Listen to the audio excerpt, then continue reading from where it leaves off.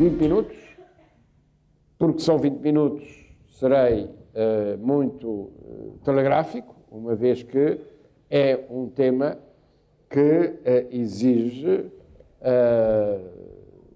tempo, reflexão e, sobretudo, a compreensão de que estamos perante uma questão extremamente complexa, uma vez que tem a ver com o cidadão comum.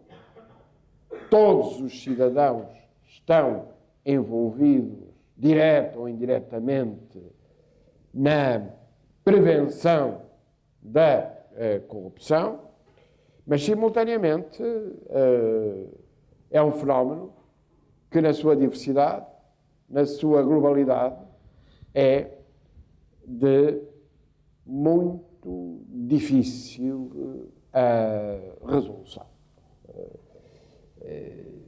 Antes de mais, é preciso explicarmos que prevenção e investigação criminal, a legislação, são três domínios complementares, mas diferenciados.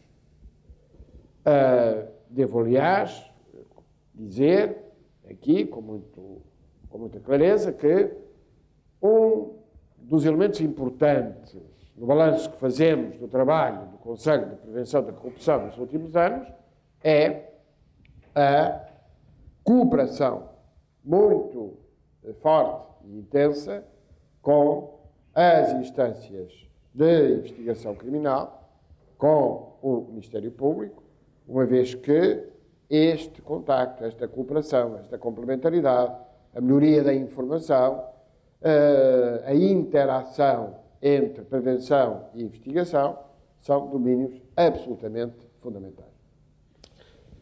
Depois, dizer-vos que não há nada pior do que encarar o fenómeno da corrupção de forma ligeira e demagógica. Se há domínio que nós não podemos encarar de forma ligeira e demagógica, é a corrupção. São muito fáceis os discursos superficiais relativamente à corrupção. E é preciso, por isso, lidarmos com este fenómeno com uma extraordinária cautela. Por exemplo, comecemos pela zona da legislação, o poder legislativo, o exercício do poder legislativo, Parlamento, Governo. Pois bem, é preciso compreendermos que não se combate eficazmente a corrupção com a multiplicação de leis e com a criação de leis muito complicadas, mas, pelo contrário, precisamos ter leis simples, claras e eficazes. E isto não é fácil. Temos muitas figuras criminais ligadas à corrupção, mas a dificuldade fundamental está na prova e, simultaneamente, em dizermos aos cidadãos que não há impunidade.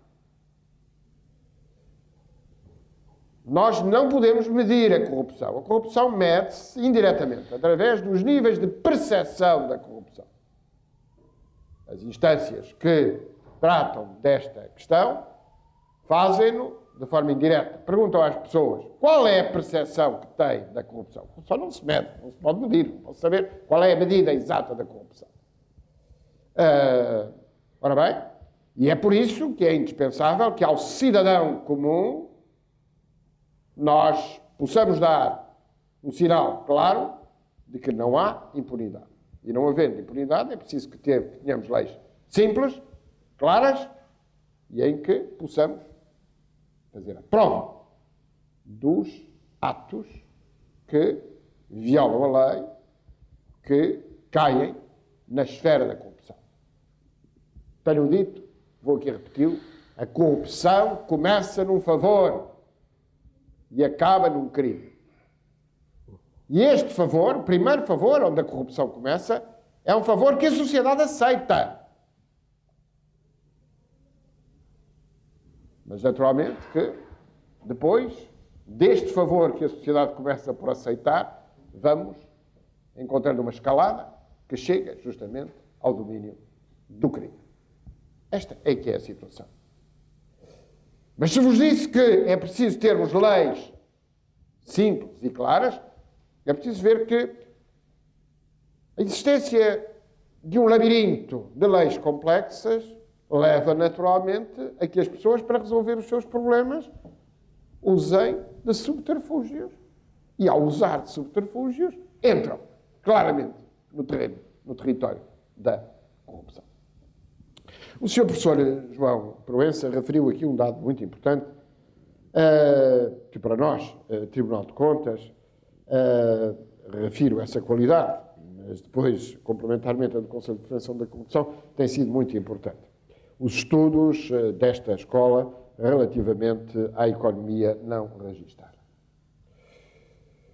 Os 5, 6 pontos percentuais registados nos últimos anos de progresso de economia não registada é um motivo esse, sim, de grande preocupação. Porque aí estamos a medir uma margem muito importante onde a economia registada incentiva a corrupção. Quando há dinheiro que não se sabe onde para nem onde vai parar, temos, naturalmente, um terreno sensível à corrupção.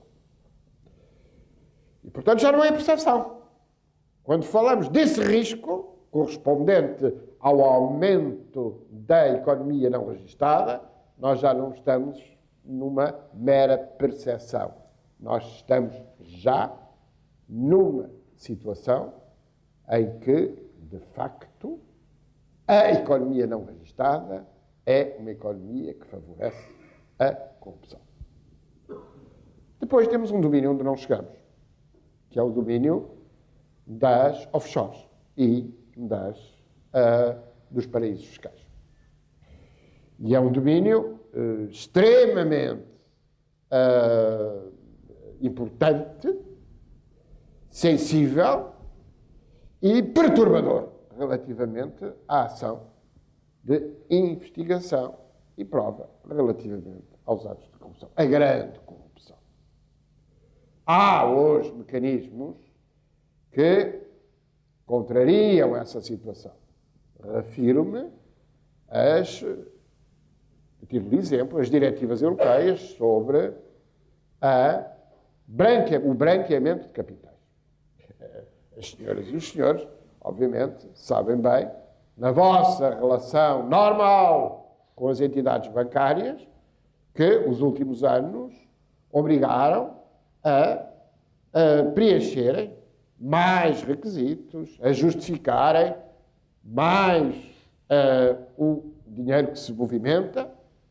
Isso é importante. Isso é o modo que nós temos de, através do branqueamento de capitais, através do combate ao branqueamento de capitais, poder assegurar o maior controle relativamente à corrupção e ao fenómeno da corrupção.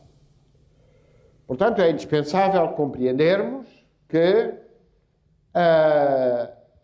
há neste fenómeno um conjunto muito complexo de situações. E daí regresso à minha primeira afirmação.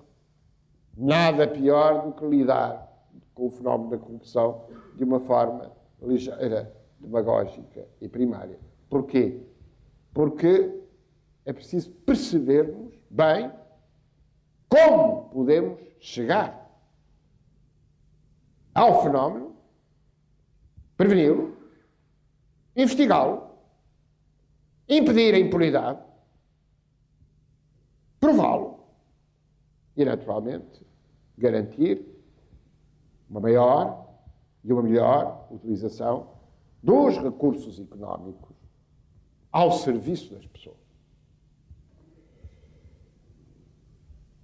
Volto ao elemento. Economia não registada, cerca de 26% do PIB. É muito alto. É muito alto. Portugal não requisitou notas de 500 euros ao Banco Central Europeu. Nunca, como hoje, circularam tantas notas de 500 euros em Portugal. Bom, há livre circulação, tudo bem, podem circular, mas é um sinal de que a economia não registada está a aumentar. Porquê? Porque, justamente, os pagamentos em malas são pagamentos que fogem à tributação, antes de mais, e fugir à tributação é, naturalmente, fugir à afetação dos recursos relativamente às necessidades gerais. E este aspecto é muito importante. É que o fenómeno da corrupção é um fenómeno que afeta vários domínios, incluindo, através da fraude e evasão fiscal, afeta gravemente o Estado Social. Afeta gravemente os objetivos ligados à coesão económica e social, à justiça distributiva. Afeta gravemente. E é preciso compreendê-lo. Ora, neste sentido, é indispensável compreendermos que simplificação legislativa é fundamental, melhor investigação. E eu, quando digo melhor investigação, é naturalmente também condições para que haja essa melhor investigação. Devo dizer-vos, todos os meses nós temos recebido e cada vez em melhores condições a informação do Ministério Público sobre as acusações, as condenações. E isto significa, é preciso dizê-lo, significa um caminho que está a ser feito muito positivamente e que merece reconhecimento. E é um dado extremamente importante. Também relativamente à legislação. Ainda há dias, no Parlamento, eu era perguntado sobre e o enriquecimento ilícito. E eu disse, atenção, há mecanismos legislativos que permitem institucionalizar e legislar sobre o enriquecimento ilícito, não violando os princípios constitucionais de presunção de inocência e impedir a inversão do ónus da prova. Há uma ordem jurídica, a Ordem Jurídica de Hong Kong, que tem este crime e há condenações todos os anos relativamente a este crime de enriquecimento ilícito. Através de que mecanismo? Exatamente o mesmo mecanismo que nós, na jurisdição financeira, temos, que é o mecanismo de aplicar o instrumento de prova à lógica do fiel depositário. Ou seja, o responsável por dinheiros públicos, o responsável por tarefas na administração ou da responsabilidade política é considerado como fiel depositário. E sendo fiel depositário, relativamente a ele, não há inversão do ónus da prova. A prova tem que ser feita pelo próprio. O que fez ao dinheiro que estava a seu cargo. Este aspecto é extremamente importante. Ora, isto é para vos dizer que é indispensável aperfeiçoar o domínio legislativo, não complexificando, simplificando. Segundo, é indispensável darmos todo o apoio relativamente à investigação criminal e garantir que não haja impunidade e que haja melhores condições de prova. E, naturalmente, a garantir e assegurar que haja condições de prevenção. O grupo do Conselho da Europa contra a corrupção, o GRECO, tem analisado com especial atenção e cuidado a situação portuguesa. Há um conjunto de recomendações que têm sido feitas.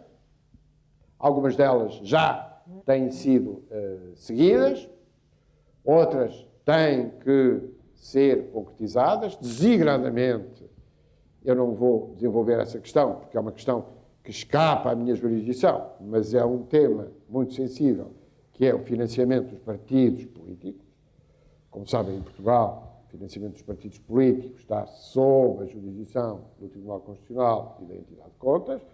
Devo também dizer que a relação entre o Conselho de Prevenção da Corrupção, o Tribunal de Contas, o Tribunal Constitucional e a Entidade de Contas é uma relação excelente, de permanente cooperação, designadamente no plano técnico, mas há alguns domínios que têm que ser objeto de atenção. Primeiro, as campanhas internas dos partidos políticos não estão sujeitas a qualquer controle. Não há qualquer controle. Porquê? Porque não são financiadas pelos cofres dos partidos políticos. Em segundo lugar, é preciso clarificar o seguinte, que é muito claro, a lei é muito clara. Porquê? Porque quer o Tribunal Constitucional, quer o Conselho Consultivo do Ministério Público já se pronunciaram sobre isto. Não há zonas de conflito negativo de competências. Ou seja, não há vazios. O Tribunal Constitucional e a Entidade de Contas fiscalizam tudo o que diz respeito ao dinheiro dentro dos cofres dos partidos, até a entrada dos cofres dos partidos. É o Tribunal de Contas que faz esse controle, quando estejam em causa dinheiros públicos, naturalmente. Para cumprir as orientações e as recomendações do GRECO, é indispensável, neste momento, aperfeiçoar estes mecanismos de articulação.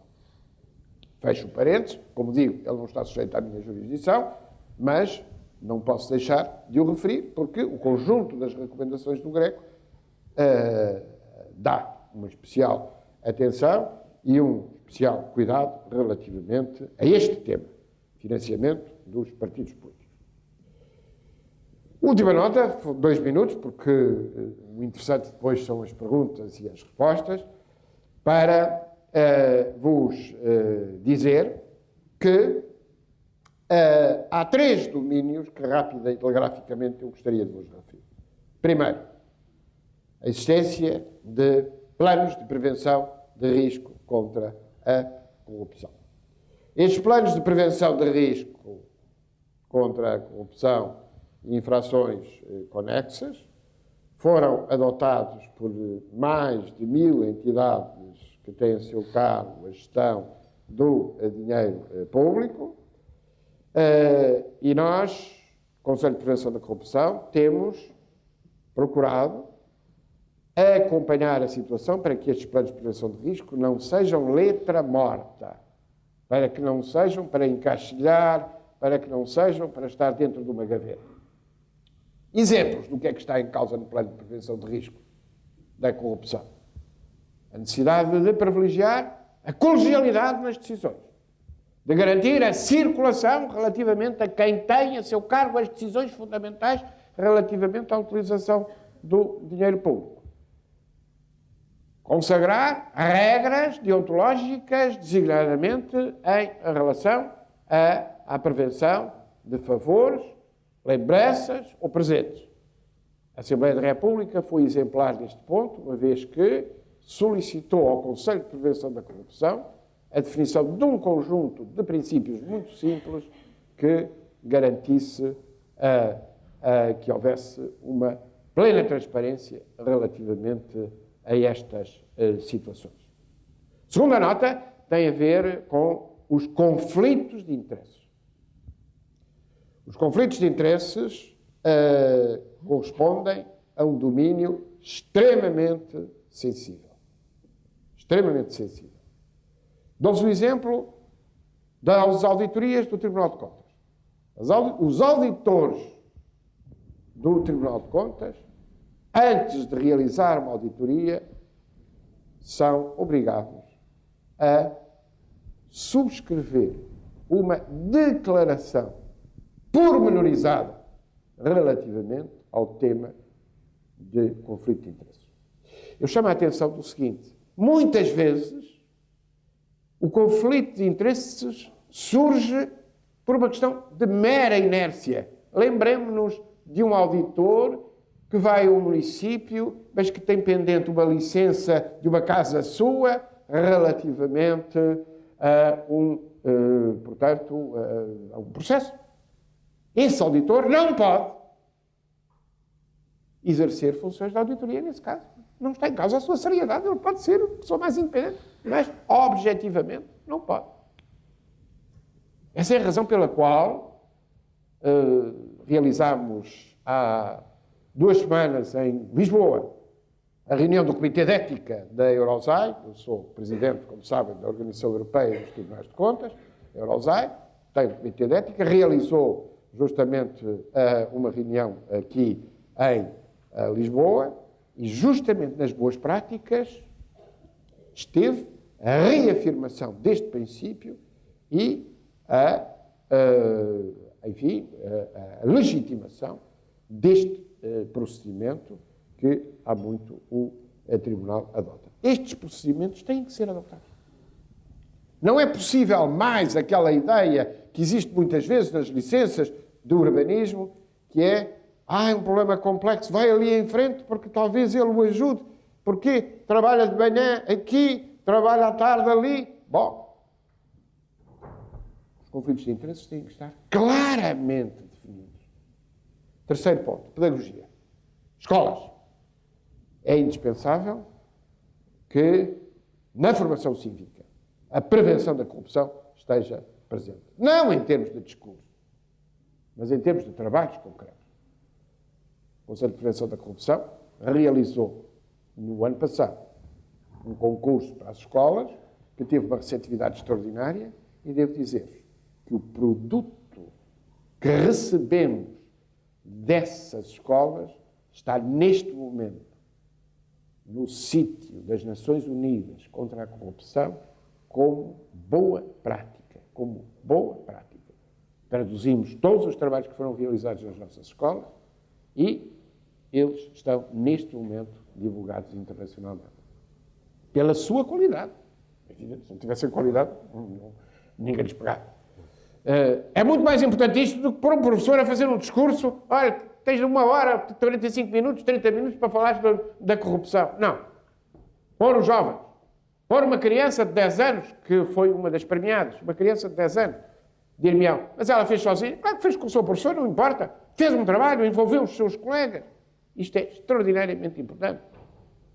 Qual é a lição fundamental que retiramos?